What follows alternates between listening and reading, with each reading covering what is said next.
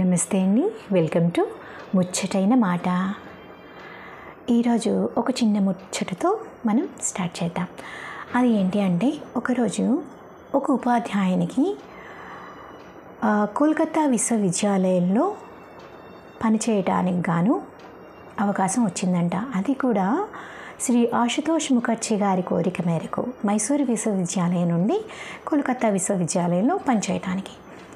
అయితే ఆయనకు మైసూరు రాజావారు తను స్వయంగా తానే సార్టి బండిని కూడా పంపించారంట. ఆయన ఆ బండి పైన స్టేషన్కి వెళ్ళటానికని చెప్పి ఆ బండిలో స్టార్ట్ అయ్యారంట. ఈలోపు ఎక్కడి నుంచో ఒక విద్యార్థి బృందం వచ్చి ఆ బండికి ఉన్న 2 గుర్రాలను తీసేసి ఆ బండిని వాళ్ళు భుజస్కంధాలపై పెట్టుకుని ఆ ఉపాధ్యాయుడిని స్టేషన్ వరకు తీసుకెళ్లారంటండి. మరి ఆ విద్యార్థి బృంద నాయకుడు ఎవరో తెలుసా? ఎస్ నిజలింగప్ప.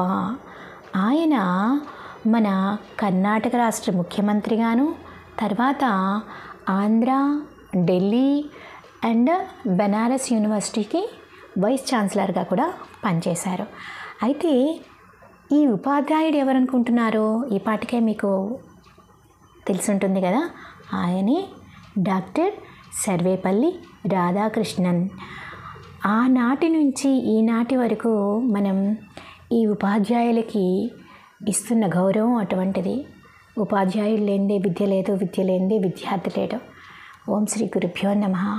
మీకు ఈ ముచ్చట నచ్చిందని అనుకుంటున్నాను. ప్లీజ్ సబ్స్క్రైబ్ ముచ్చటైన మాట. Thank you. Keep watching.